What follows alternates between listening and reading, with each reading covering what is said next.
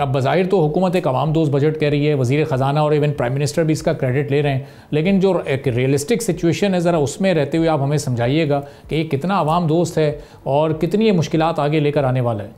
जी, मेरा ख्याल आगाज़ मैं इस बात से करूँगा कि मैं ज़हनी तौर पे शायद इससे ज़्यादा सख्त बजट के लिए तैयार था, चूँकि पाकिस्तान 2 IMF प्रोग्राम्स में है। तो मेरा ख्याल था कि ये जो सैलरीड क्लास को रिलीफ या रियल स्टेट पे या एग्रीकल्चर पे जो रिलीफ है ये भी पॉसिबल नहीं होगा। वो तो खुदा भला करे कि इंटरेस्ट रेट जो है वो आपके नीचे आए 22% से 11%, और हुकूमत ने जो डोमेस्टिक डेट सर्विस करनी थी वहाँ पे उसको कुशन मिल गया कुछ 700-800 अरब रुपए का, जिसकी वजह से ये वाले रिलीफ जो है ये पॉसिबल हो सके। चूँकि IMF के साथ काफ़ी गुफ्तगू चल रही थी फिस्कल डेफिसिट की, जो कि अब 5% है GDP का, 6501 अरब रुपए के क्या उससे ज़्यादा एक्सीड किया जा सकता है थोड़ा सा सैलरी क्लास को रिलीफ देने के लिए। तो मुसलसल ना की शक्ल में जवाब आ रहा था। ये जो फ़िलहाल आपको कुछ रिलीफ नज़र आता है, इन हालात में शायद इससे ज़्यादा रिलीफ देना हुकूमत के लिए पॉसिबल नहीं था। लेकिन जब हम टैक्सेशन साइड को देखते हैं तो वहाँ पे कुछ टैक्सेस ऐसे हैं जो कि मेरे ख्याल में कुछ गलत तरीके से लगाए गए हैं, उनको किसी और जगह से पूरा किया जाना चाहिए। आपने जिस टारगेट की बात की, यकीनन वो एक बड़ा टारगेट है। इस साल हमारे जो अहदाफ होंगे रेवेन्यू के वो 11.9 ट्रिलियन रुपए हम इकट्ठे कर पाएंगे 30 जून तक, और अगले माली साल में 14.3 ट्रिलियन जो है वो इकट्ठे करना होंगे, जो कि एक पहाड़ जैसा बड़ा टारगेट है। और वहाँ पे यकीनन हुकूमत को कुछ सख्त फैसले भी लेने होंगे, कुछ टैक्स नेट को भी इन्हांस करना होगा। लेकिन अगर इनडायरेक्ट टैक्सेशन के ज़रिए वो टारगेट पूरा करने की कोशिश की गई तो फिर जाहिर है कि उसका जो असर है वो आवाम पे नेगेटिवली आएगा।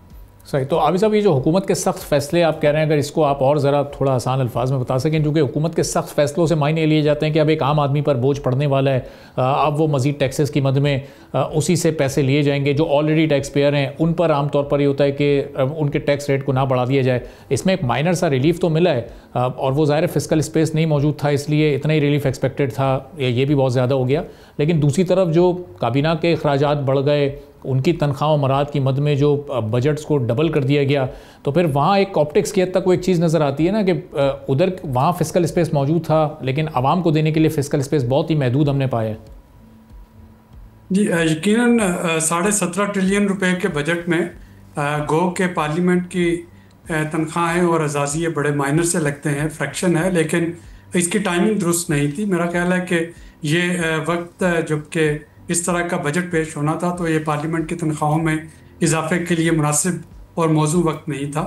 इसको डेफर किया जा सकता था, या इसको सिरे से पार्लियामेंटेरियंस में अब भी जब बजट में वो अपनी स्पीचेस कर रहे होंगे तो उनमें ये ग्रेस होनी चाहिए कि वो इस इजाफे को वापस कर दें, क्योंकि ये एक सिंबॉलिक मैसेज जो है वो काफ़ी गलत किस्म का इससे गया है। जब हम बाकी टैक्सेशन की बात करते हैं तो आपने देखा कि ये जो 18% जो सेल्स टैक्स काफ़ी सारी चीज़ों पे इजाफी लग गया है, जिससे कि रेवेन्यू टारगेट को पूरा करने की कोशिश की जाएगी, या नॉन फाइलर्स के गिर्द जो शिकंजा जो है वो टाइट किया जा रहा है, वहाँ से कुछ जो है टारगेट पूरा करने की कोशिश की जा रही होगी। यही आपके दो मेजर सोर्सेज हैं। ऑनलाइन और ई-कॉमर्स प्लेटफॉर्म चूँकि अब वो काफ़ी पॉपुलर हो गए थे और एक सिग्निफिकेंट इकोनॉमिक एक्टिविटी उनके ज़रिए जनरेट हो रही थी, तो उनको भी टैक्स नेट में लाया गया है। इसमें जिस टैक्स पे मुझे एतराज़ है वो सोलर पैनल्स पे जो टैक्स लगा है उस पर मुझे एतराज़ है, दो वजूहात की बिना पे। एक तो ये कि हमें जो क्लाइमेट चेंज में हमने जो वादे वईद कर रखे हैं IMF के साथ भी और बाकी दुनिया के साथ भी, वो पीछे रह जाएंगे अगर हम सोलर एनर्जी को डिस्करेज कर रहे होंगे। और दूसरा इस वजह से भी कि जिन लोगों ने अब लगवा लिए हैं, अब चूँकि उसका रेट जो है पर यूनिट वो भी चेंज होने जा रहा है, तो वो सिंपल ये करेंगे कि उसके साथ स्टोरेज बैटरीज भी लगा लेंगे और ग्रिड से बिल्कुल जो है वो उनकी रिलायंस मिनिमम हो जाएगी। का नुकसान ये होगा कि कैपेसिटी पेमेंट चार्जेस तो और बढ़ेंगे। चाहिए तो ये था कि ये सोलर पैनल है, इसकी प्रमोशन भी चलती रहती ताकि आपको क्लीन और रिन्यूएबल एनर्जी मिलती, और उसके साथ जो कन्वेंशनल बिजली है उसका रेट कम कर दिया जाता, जैसे कि सर्दियों में कम किया गया था, ताकि जो सार्फिन जितनी ज़्यादा बिजली इस्तेमाल करें उनको उतना कम रेट देना पड़े। उससे कैपेसिटी पेमेंट चार्जेस पूरे किए जा सकते थे। शायद अभी भी बजट डिस्कशन में डिबेट पार्लियामेंट में इस पर बात हो, लेकिन ये मेरा ख्याल है कि एक ऐसा फैसला है जो कि बहुत साइब नहीं किया गया। दूसरा फैसला जिससे अगेन रेवेन्यू थोड़ा सा बढ़ सकता है, लेकिन उसको अवॉइड कर लेना चाहिए था, किसी और जगह ड्यूटी लगा देनी चाहिए थी।